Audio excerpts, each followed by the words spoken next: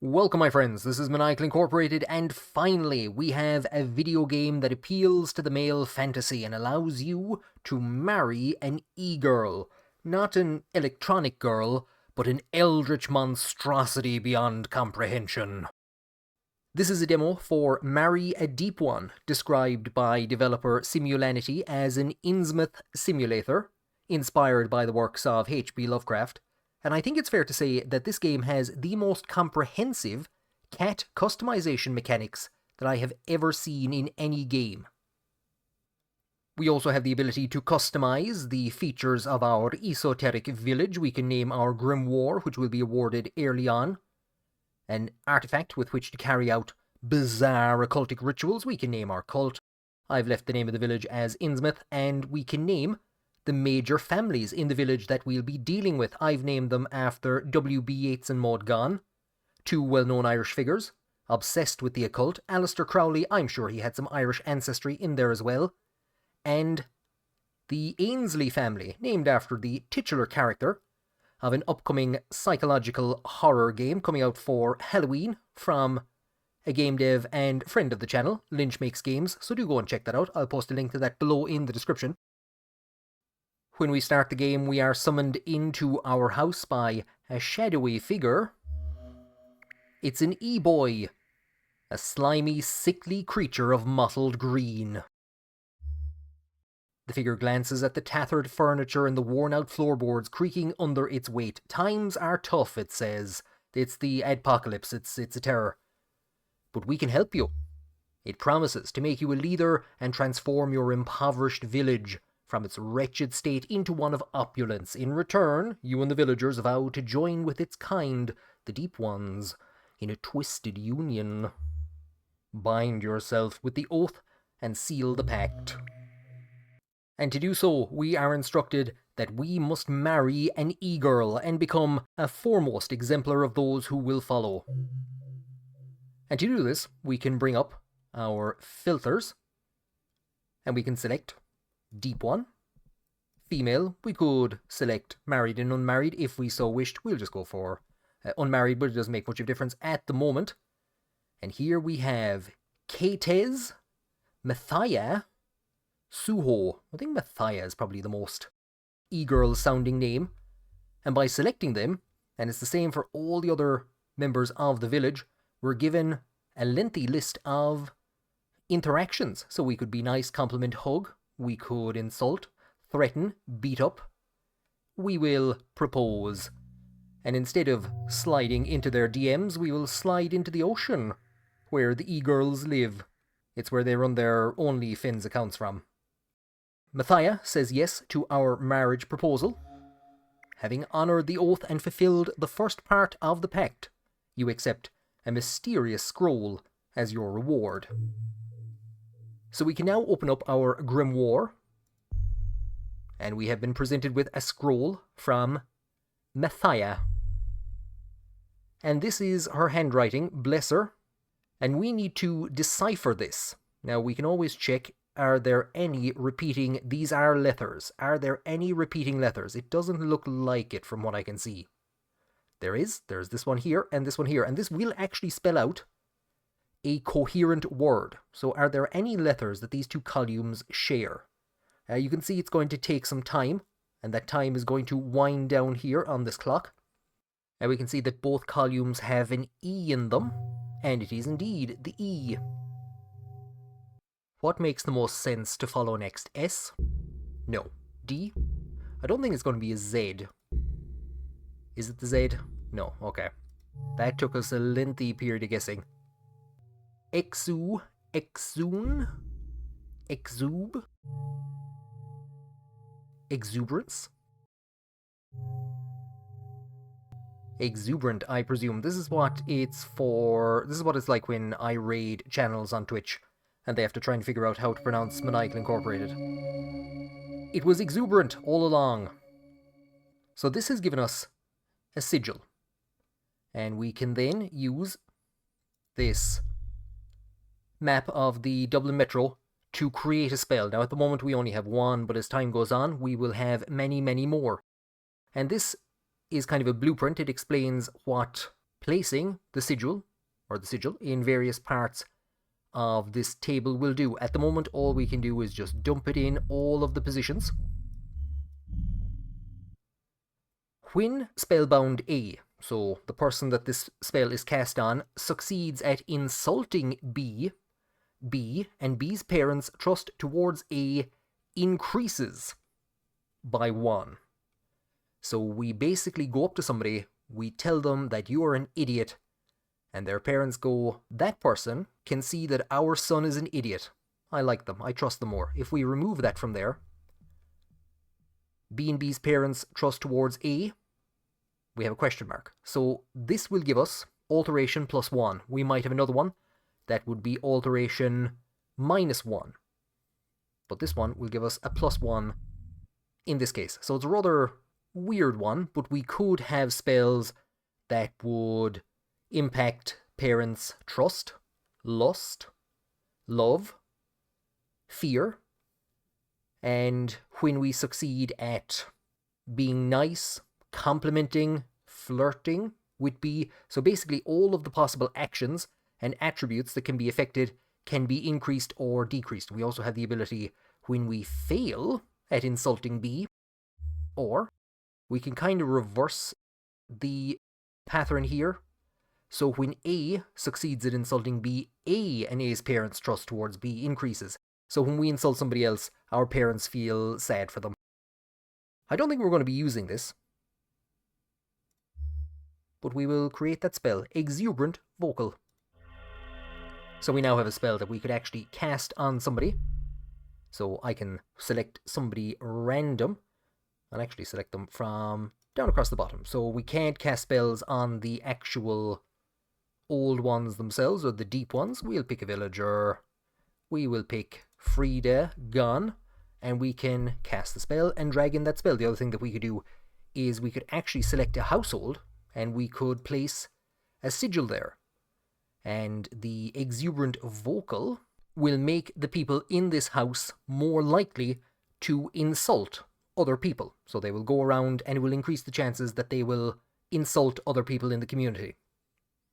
For now, we'll zoom in on Obed Marsh, hanging around in the ocean, having a great old time. We're told that outsiders have started to arrive in the village. They're going to bring alcohol and construction materials. And these are needed for our villagers, because who doesn't need alcohol?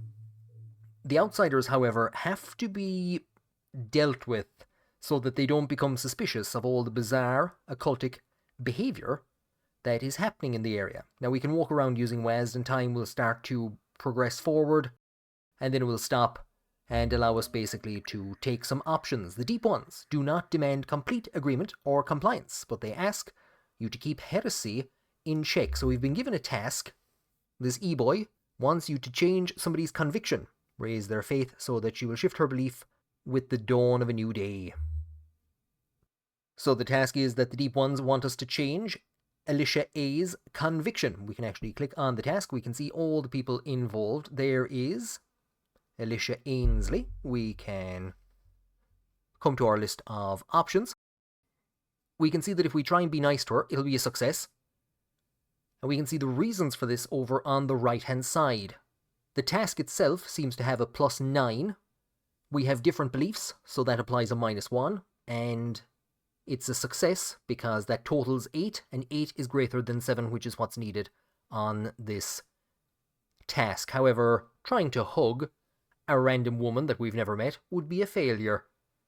We have to try and affect her faith, and we can see that in the bottom right, it tells us of the various different things that will be impacted. So if we preach to her, this will actually be a failure, but it would increase her faith. So we will, which I think is what they want, raise her faith. So we'll be nice to her. And we rush over. We are kind to Alicia A. And though she holds opposing views, she returns the warmth with kindness. We can now compliment her. So her love for us has gone up to 8, 9 is the highest, trust is up to +2. And if we look at preach now, it would be a success because her love and her trust have gone up.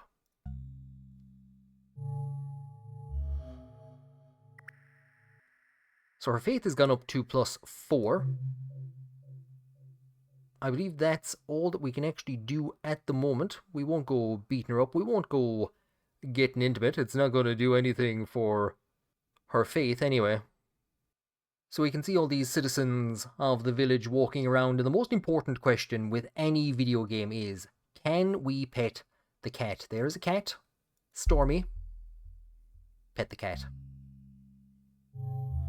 It is a success. You give Stormy some affectionate pats. There are 2 separate pet actions. Game of the year. And there is actually a reason for why you would want to interact with these cats, and we're going to see that shortly.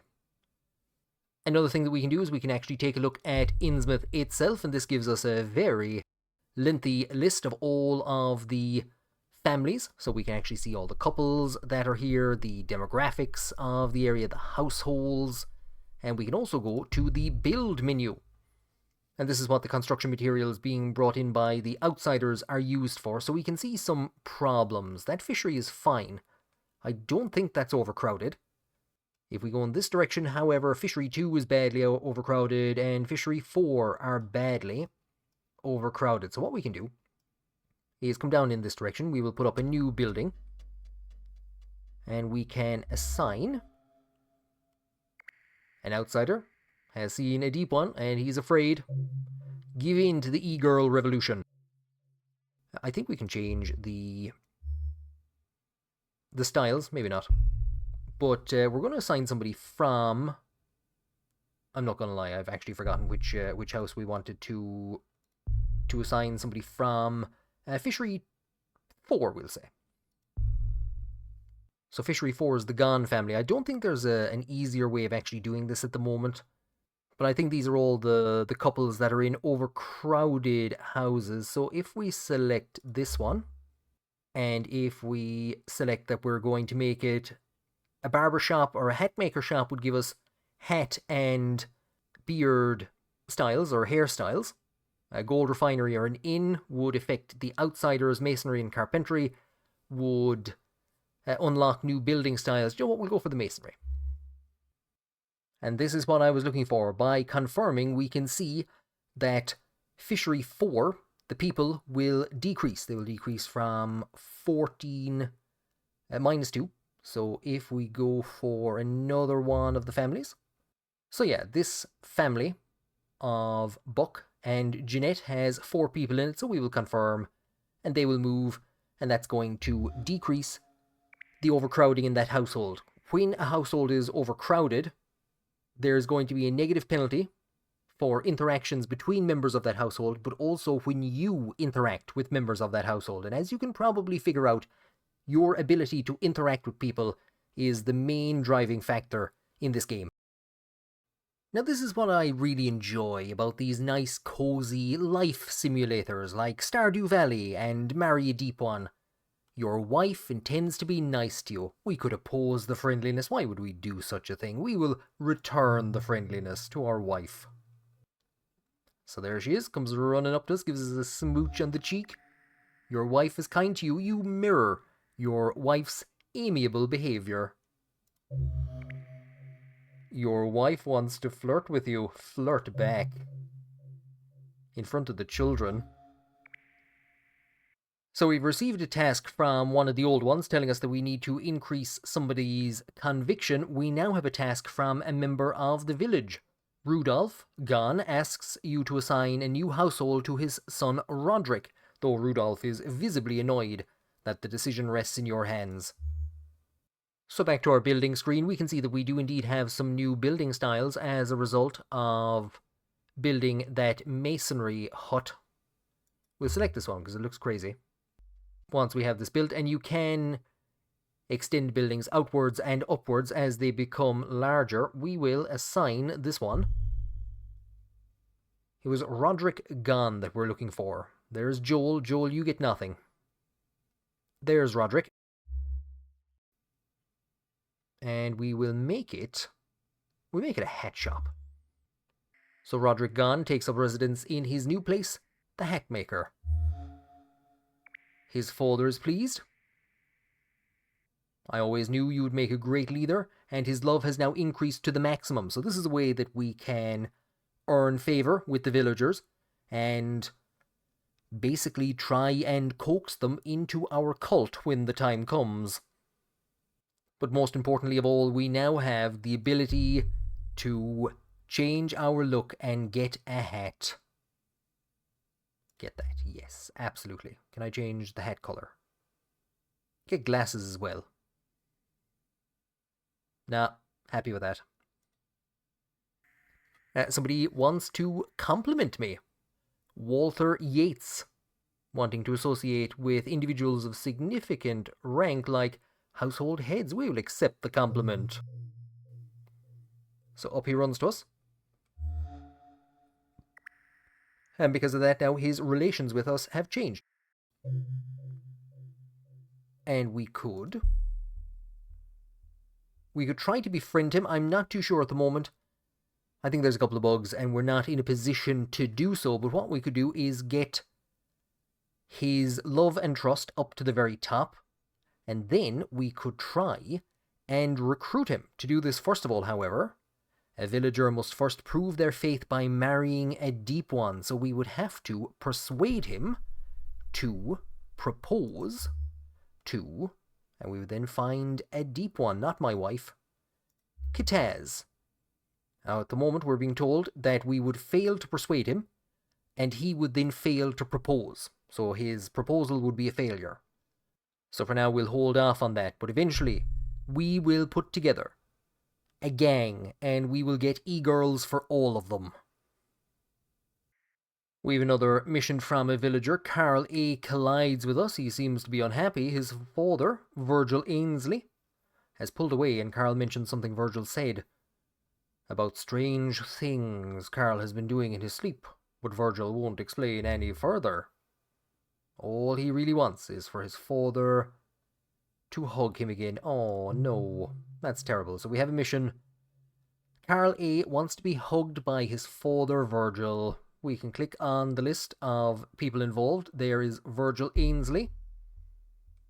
And we can persuade him to hug his son. It will be a failure because of his aversion. So we're going to have to. Let's see if we can actually praise his son. That's going to be a failure. So I think we're going to have to start with the bare bone basics. We're going to be nice. We're going to have to... Oh, this is going to be a tough one. So we can actually see that because of this crowded household, there is a -1. And by selecting Virgil and clicking on the house, we're actually brought to his house. It's fishery number 2. And let's see if we're in a position to expand the building.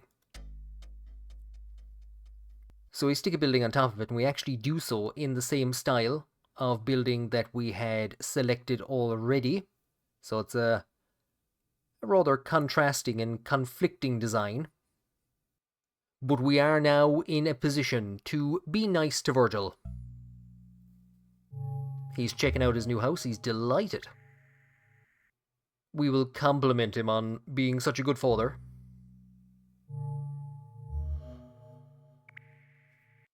We will praise his son, Carl. He's convinced of your praise for Carl, due to Virgil's modest level of confidence in you. But unfortunately, we are still not in a position to convince him to hug his son. We could beat the living daylights out of him. And now we've been given another task, which is to increase Jack Yates's trust in his wife. Jack is off painting the place with alcohol, and his wife worries about him, so we have to build his trust in Leah. So we would need to basically continuously praise her to him, and we might also actually end up with some spells that might help us in that. There is another task, and I thought it would pop up by now, and I don't think it will, considering these 3 spaces have been filled up with tasks. We'll go to our family, we will select our wife, and we will get intimate. So upstairs we go. You connect on a physical level with your wife. She becomes pregnant. Good job, Obed.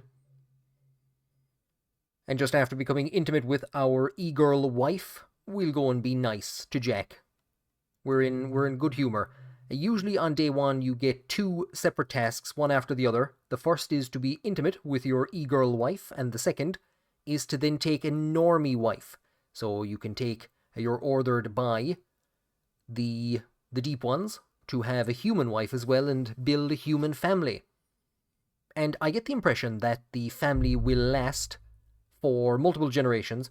It won't be that you'll be passing away and that the next individual will take over the next individual and the next individual. My understanding is that there will be powers that will effectively, if all goes well, make you immortal, and that you will oversee the village. I don't know for how long, but for multiple generations. And one of the things that leads me to believe that is the list of achievements, and there are some fantastic achievements. I don't know if these are going to be actual Steam achievements. If they are, I think they will rival those of Caves of Cud. Wear your own severed face on your face. Eat a bear. Violate the Pauli exclusion principle. Some absolutely fantastic achievements. I think these could challenge them. Befriend a cat. Befriend a heretic. Kill your spouse. Die a virgin. So these are various different things that you can do in the game, and what they will give you is they will give you little rats that will sit in various places. This one should appear on the time display in the top right hand corner, but it doesn't, so I'm not too sure what you actually do, but we can see that there is one for become a great grandparent. There's also one for marry someone 50 years younger. So I get the feeling that you basically, on day 2, there's going to be some eyeballs over here. They're going to give you a task. It's usually to lower the overall level of love in the village to below a certain level, and that completes the task. There's going to be 7 tasks over 7 years, and if you can complete all 7 of them, then you will knock 4 years off your life. So there are ways basically of prolonging your life and powers that will allow you to prolong your existence, possibly indefinitely, for as long as you serve the Deep Ones. And as we walk around, we bring the year 1700 to an end. And we are thrust into a dream sequence. And what we have here is a cat. And what's going to happen is that the cat is basically going to guide us to interesting events in our dreams. So during the day, you should work to befriend cats so that they will guide you at night to bizarre eldritch figures. A trembling figure huddles before you. You don't belong here, not in our community. You don't conform, you don't adhere to our expectations. You don't fear our judgment. So this will be an actual villager. This looks like an outsider, however. The pressure suddenly releases. George Yates gestures dismissively. Damn my revelation. So we can actually meet these people during the daytime. And we're told the darkness doesn't trouble you, does it? And here is the power behind it all. They can connect us with the great gods. Our situation is unusual, but they understand what we need. The crawler in the nightmare waits just on the other side. I know precisely how to attract it. And so we awaken onto a new day. And we scramble for a pen and paper to capture the words from the dream. Otez he is pleased, so Alicia A has changed her conviction and is no longer a heretic. And because of that, I think that's why we got the new scroll. No, this is actually from our memories. The memories of the dream. So this is a new one. And again, we have the same figure out the handwriting. Wait, this is my handwriting? Of course, virtuous. I didn't have the lights on. I forgot to light up a candle when I was writing virtuous, of course. And we can see here on the left-hand side that we have a task to raise lust. To open one of the 7 eyes, we need to increase the lust of all villagers towards you to 41 or higher, and it's currently at 34. And rather helpfully, this new sigil deals with the intention lust. And by mixing the 2 sigils together, and this is actually the first time that I've had 2 sigils, there's constant updates being made to the demo. By mixing 2 sigils together, we create a scenario when Spellbound A succeeds at insulting B, B and B's parents' lust towards A increases by 1. Basically, we're going to go up to somebody and we're going to deliver a burn so sick that both their parents are going to think we're hot because of it. I'm going to call it Exuberant Riz.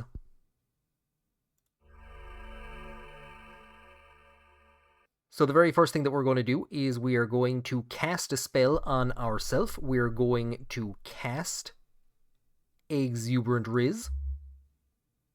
So that's going to give us -1 magic. And we only have 1 at the moment. To get that back, we would need to meditate for 2 hours.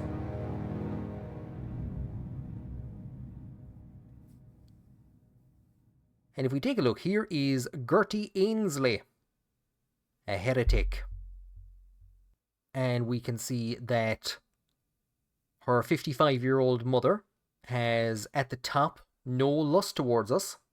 And her 55-year-old father has no lust towards us. Let's change that.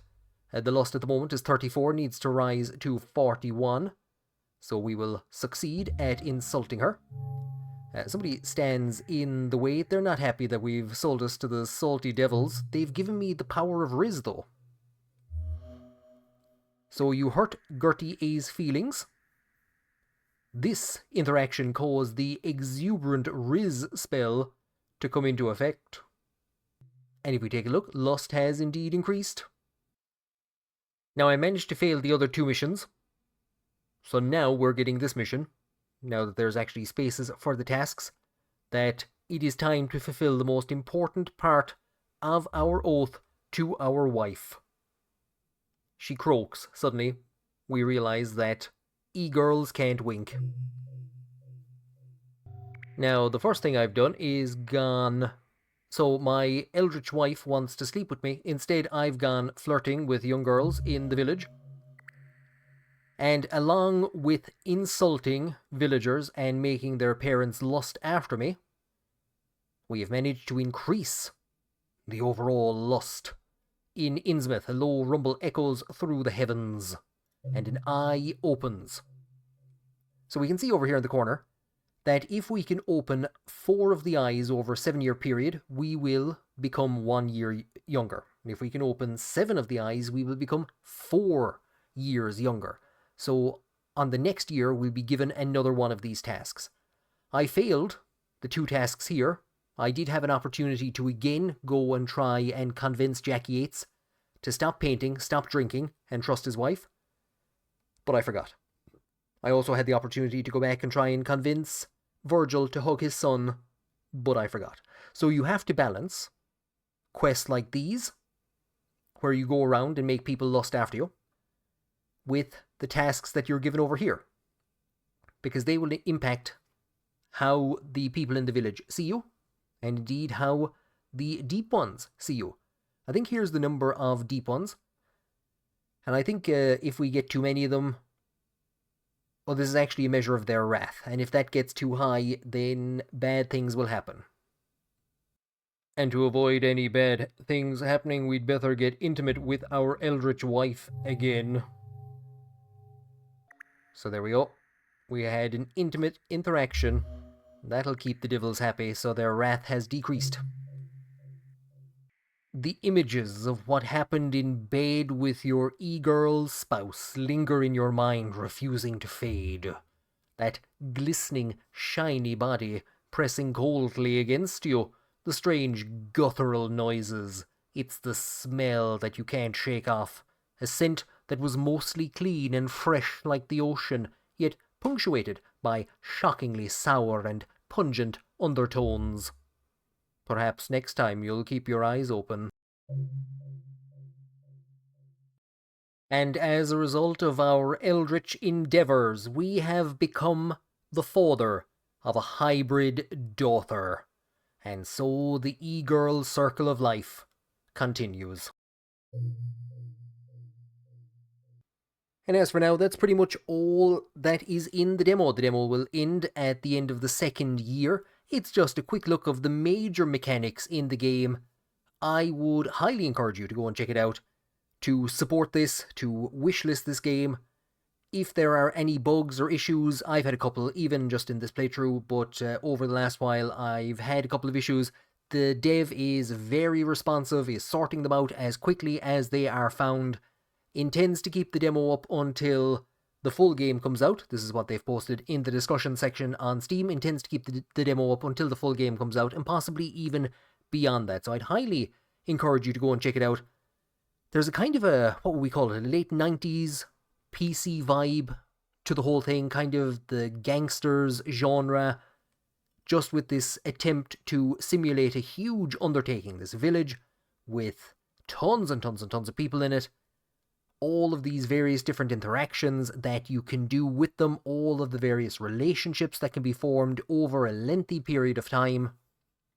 I described Warsim as Crusader Kings 2 crossed with a period of involuntary detention at a psychiatric facility.